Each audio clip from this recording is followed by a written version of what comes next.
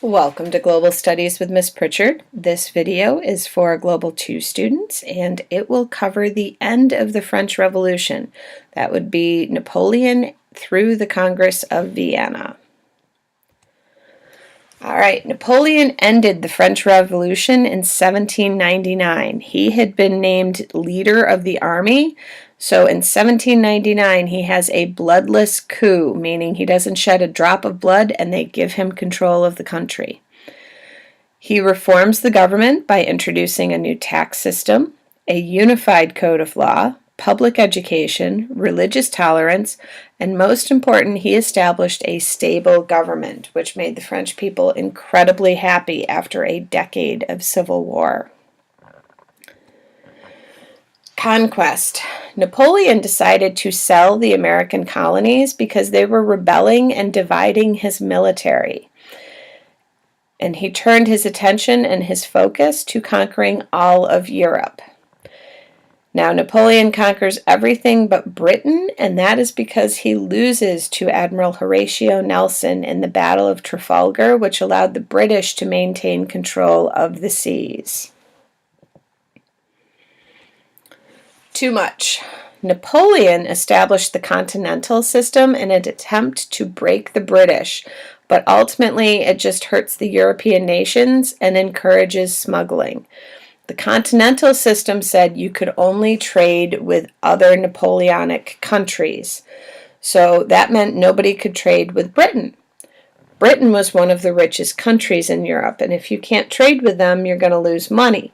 So instead of doing legal trade, they start smuggling, and once you get that little break in the rules, everything falls apart.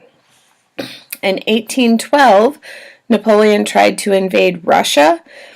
He sent his army off in August, thinking it would be a quick battle. However, they get hit by the Russian winter. He loses 80% of his men and fails to conquer it. This is a case where the climate worked against him, and he really should have paid more attention to the calendar. Abdication. In April of 1814, Napoleon abdicates the throne and is exiled to the island of Elba. In March of 1815, he returns to France and attempts to retake the throne. The people support him because Louis XVIII had repealed all of the reforms and tried to reestablish an absolute monarchy. Keep in mind, once the ideas are out there, you can't take them back. So the French people were not willing to go back to absolute monarchy. All right, Napoleon loses the Battle of Waterloo in June and abdicates again, and this time he is exiled to the island of St. Helena in the South Atlantic, which is where he dies in 1821. The Congress of Vienna. The European powers, which would be Russia, Prussia, Austria, Great Britain, and France, all meet to establish a new European order. Metternich is the organizer and prime minister of Austria. He distrusts democracy, so he attempts to reestablish monarchies and a balance of power so that no single European nation is too strong and that they can have peace. The legacy. The revolutions in Latin America, most colonies achieved their independence.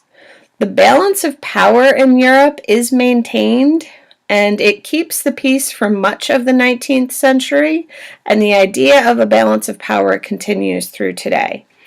Another legacy of the French Revolution is nationalism. Europeans begin to feel an ethnic pride, and they want their cultures unified under a single government.